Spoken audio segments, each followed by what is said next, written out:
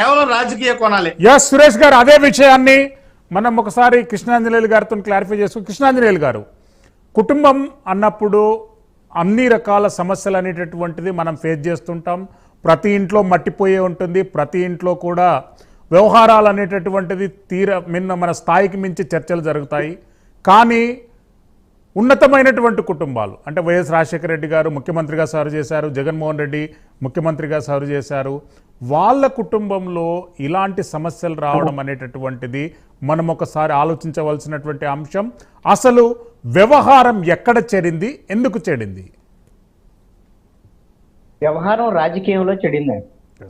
ఇది ఖచ్చితంగా డబ్బులు అప్పనంగా వచ్చాయి, డబ్బులు వాటిని పంచుకోవాలి ఒకటి. రెండవది రాజకీయంగా వారసత్వానికి సంబంధించినటువంటి వ్యవహారం కావాలి. మూడోది ఏంటంటే డబ్బుల ద్వారాగా రాజకీయాల్లో మళ్ళీ మనం పెత్తనం చేయాలి. ఈ ఆశల కొద్దీ ఇద్దరి మధ్య, అన్నా చెల్లెల మధ్య ఈ గొడవ మరింత పెరిగినటువంటి పరిస్థితి ఉంది. అయితే మనము కుటుంబంలో గొడవలు అనేటువంటిది జగన్మోహన్ రెడ్డి చేతకాడు జరిగింది, ఇంకోటి జరిగింది ఇలాగైతే నేను చెప్పను. ఎందుకంటే ఏ కుటుంబంలో అయినా గొడవలు జరుగుతాయి, అది ఏదో ఒక స్థాయిలో ఉంటాయి. ఇక్కడ ఎందుకు గొడవ జరుగుతుంది, ఇంత తీవ్ర స్థాయిలో ఉంది అని అంటే వాళ్ళకు సంబంధించినటువంటి అంశము ఉన్నతమైనటువంటి స్థానం. మీరు చెప్పినట్టు వాళ్ళ స్థానాలు మాత్రమే ఉన్నతమైనవి.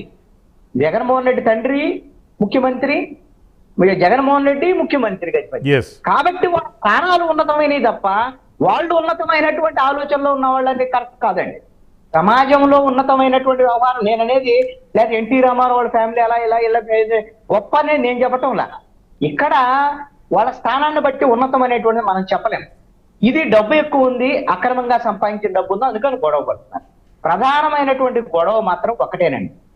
జగన్మోహన్ రెడ్డి మొత్తము ఆస్తులు తీసుకున్నాడు, అదేవిధంగా ఆయన రాజకీయ వారసత్వం కూడా తీసుకున్నాడు. మరి షర్మిలకి రాజకీయ వారసత్వం కావాలి అనేటువంటిది ఇప్పుడు షర్మిలని అభిమానించే వాళ్ళు అయ్యో షర్మిలకు అన్యాయం జరుగుతుంది అనేటువంటి వాళ్ళందరూ చెప్పేటువంటి మాట. ఇప్పుడు షర్మిల ఇంకా జగన్మోహన్ రెడ్డి షర్మిల మీద లేకపోతే విజయం మీద కోపానికి రావటం వెనక 2024లో ఓడిపోవటానికి అందరూ ఒక దెబ్బేస్తే లాస్ట్ దెబ్బేసింది ఈ షర్మిల, విజయమ్మ, సునీత. వీళ్ళు లాస్ట్ దెబ్బేశారు.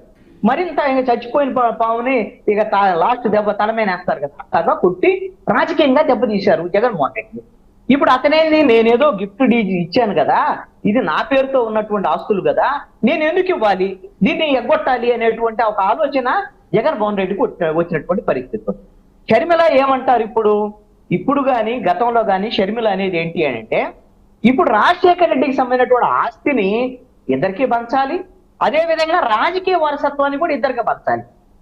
ఆవిడ యొక్క ఆలోచన ఏంటి అంటే ఆవిడ ఒక రాజ్యమాతలాగా, రాజశేఖర రెడ్డి ఏదో ఈ ఉమ్మడి ఆంధ్రప్రదేశ్ మొత్తానికి కూడా ఆయన ఏదో పెద్ద రాజులాగా ఒక రాజ్యాన్ని, విడిపోయినటువంటి రాజ్యాన్ని తెలంగాణకేమో షర్మిలకి ఇచ్చేసి ఇక్కడ ఒక ఆంధ్రప్రదేశ్ రాజ్యాన్ని ఏమో జగన్మోహన్ రెడ్డికి ఇచ్చేసి ఇద్దరు ముఖ్యమంత్రులు అయితే ఆవిడ రాజమాతలాగా ఉండాలనేది ఆవిడ ఆలోచన.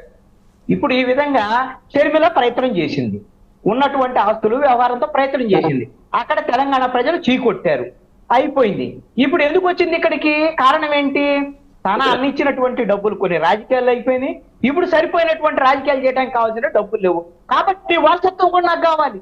నువ్వే ముఖ్యమంత్రి అయితే నాకు వైఎస్ఆర్ కాంగ్రెస్ పార్టీలో వారసత్వం కూడా కావాలి, అందుకని లేదంటే నిన్ను ఓడిస్తాను అని శపథం చేసి మరి 2024లో రాజకీయ ప్రత్యర్థులతో చేతులు కలిపి, ఖచ్చితంగా చేతులు కలిపారు షర్మిల.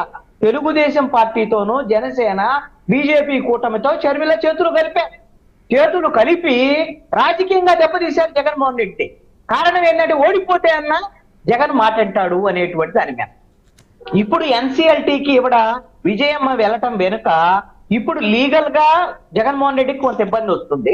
రెండో అంశం ఏంటి, అరే ఆ చెల్లిని ఆ తల్లిని వీళ్ళిద్దరిని కూడా సరి చేసుకోలేరా, కుటుంబ తగాదాలను సరి చేసుకోలేరా, మరి వెనక రేపొద్దున ముఖ్యమంత్రి కావాలంటే రాష్ట్రాన్ని పరిపాలించాలి అని అంటే కుటుంబ తగాదాలను కూడా సరి చేసుకోలేనటువంటి పరిస్థితి ఉందా అని డ్యామేజ్ అయ్యేటువంటి విధంగా ఈ రోజున షర్మిల అదే విధంగా విజయమ్మ జగన్మోహన్ రెడ్డిని టార్గెట్ చేసేటువంటి పరిస్థితి ఉంది. ఇప్పుడు జగన్మోహన్ రెడ్డి దగ్గర ఉన్నటువంటి ఆప్షన్ ఏంటి అంటే ఎన్సీఎల్టీలో తనకు అనుకూలంగా తీర్పు వరకు తెచ్చుకుంటే సరిపోదండి, వీళ్లకు కూడా న్యాయం చేసినట్టుగా బయటికి కనిపించాలి. లేదు అంటే సమాజము అది అక్రమ సొమ్మైనా ఏమైనా సరే చెల్లికి తల్లికి కూడా పంచాలి, పంచకపోతే అన్యాయం జరుగుతుంది అని ప్రజలందరూ భావించేటువంటి పరిస్థితులు ఉన్నాయి. అందుకనే నాకు తెలిసి జగన్మోహన్ రెడ్డి తెర వెనక షర్మిలతోనూ విజయమ్మతోనూ రాజీ ప్రయత్నాలు చేశారు ఈ మధ్య కాలంలో. నాకు తెలిసి బెంగళూరులోనో కాంగ్రెస్ పార్టీకి సంబంధించినటువంటి కీలక నేత, కర్ణాటకకు సంబంధించినటువంటి ఆయన దగ్గర ఒక 2-3 దఫాలు చర్చలు జరిగాయి. కానీ తీరా ఫైనల్ వచ్చేసరికల్లా రిజల్ట్ అనేటువంటిది ఫైనల్ సెటిల్మెంట్ జరగలేదు. అందుకని ఆ ఫైనల్ సెటిల్మెంట్ కోసం, ఒత్తిడి కోసం ఇప్పుడు ఎన్సీఎల్టీకి విజయమ్మ ద్వారాగా షర్మిల వెళ్ళినటువంటి పరిస్థితి ఉంది. బహుశా ఈ చర్చలు మధ్యస్థంగా ఉన్నాయి కాబట్టి జగన్మోహన్ రెడ్డి ఎంతో కొంత వదులుకోవటానికి, ఆస్తిని వదులుకోవటానికి సిద్ధమైతే ఈ విధమైనటువంటి చర్చలు ఫలించేదానికి అవకాశాలు ఉండొచ్చు అని నేను అనుకున్నా. విజయమ్మ షర్మిల ఇద్దరు కూడా చర్చలు ఫలించి ఆస్తులు వస్తే జై జగన్ అంటారు. జగన్మోహన్ రెడ్డికి వ్యతిరేకంగా వాళ్ళు మాట్లాడారు. విజయశేఖర్ రెడ్డి గారు,